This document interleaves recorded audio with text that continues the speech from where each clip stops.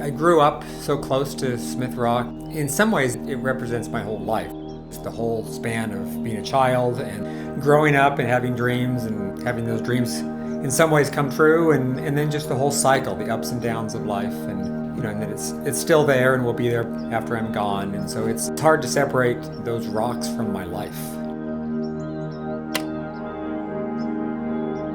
I had a picture of my mom, who was like 8 months pregnant, at Smith Rock, and I said I first visited Smith Rock a month before I was born. So I've really been there my whole life. I didn't climb there until I was 14. Long before that, I was very interested in it. I was looking at the climbing guides, and so I kind of knew that even when I was 10 years old, I knew that was something I was wanting to do.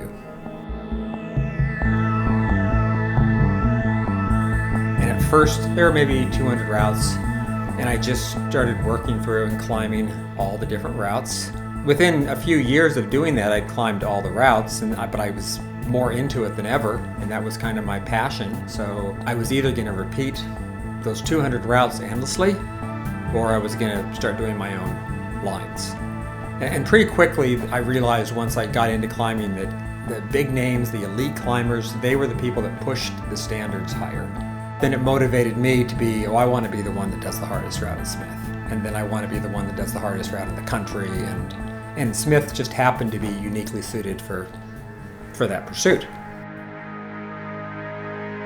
To do the routes that I envisioned doing, I needed to clean off the rock, and a lot of them were really steep and overhanging, and there was no way to stop and drill bolts if you were just climbing. There was an ethic or a style, a tradition about how climbing should be practiced. You didn't, for instance, walk around to the top of the cliff along some trail and then rappel down, check everything out, clean off things, put in protection. That was considered not legitimate, not okay.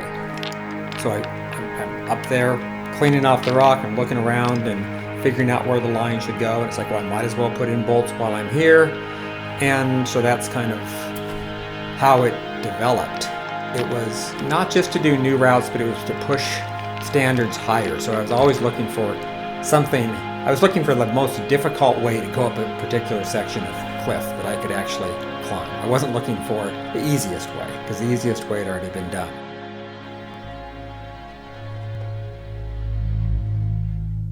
In the style of climbing, which is now called sport climbing, at the time it was very much going against the tradition. But it was that same style that I developed in the United States was being developed in Australia and in Europe at the same time. We didn't know what we didn't know what everybody else was doing, but that's kind of how it happened.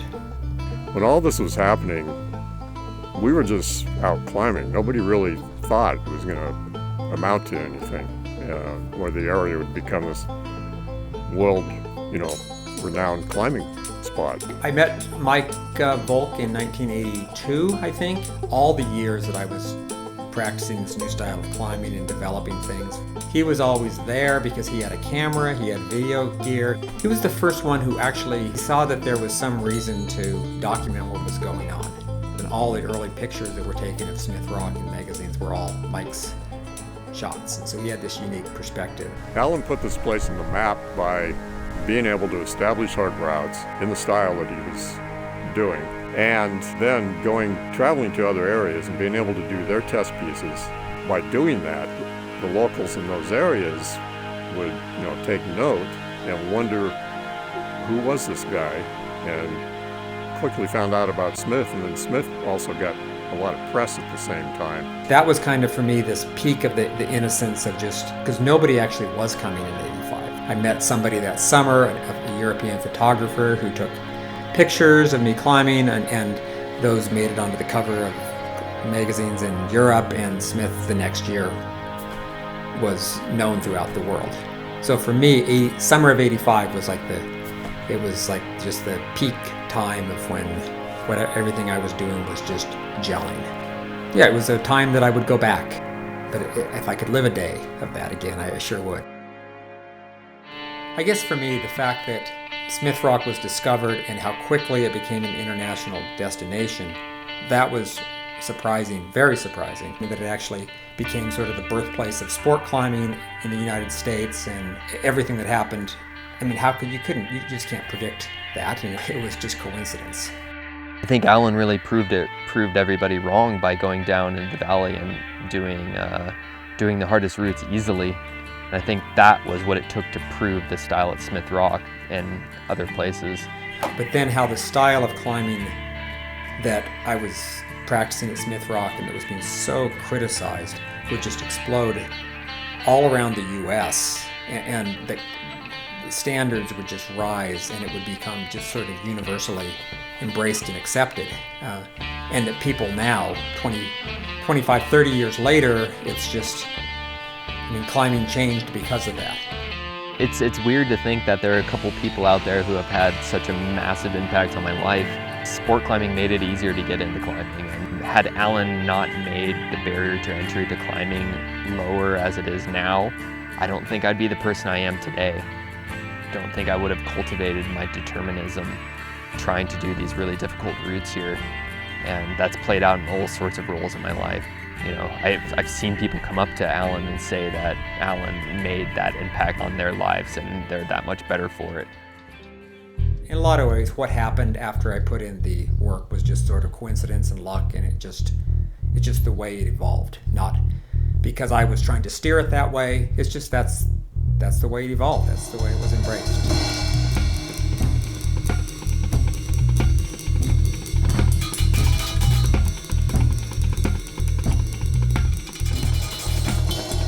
I started climbing every day. It was working, I was strong, I was having a lot of success, and if I was climbing 5 days a week, well, how much more success would I have if I was climbing 7 days a week? And then eventually, because I was out there from morning till night, I started wearing out. I just did more than my body could do. And really, in a pretty short period of time, within a couple years of doing that, I just developed problems in my fingers that never really recovered. And so I basically destroyed myself.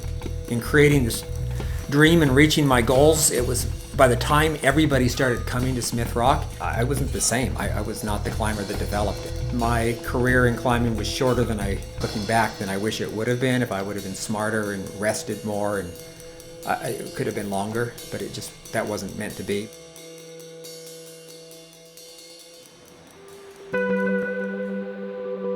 If I think back about my life of climbing, there was a period of being young, idealistic, dreaming, having heroes. Somehow it worked, it was wonderful. There was a peak, and then it declined, and it became frustrating. And as I've gotten older, I've arrived at this point where I'm sort of self-actualized with it. It actually has become something that is really good, I look back on.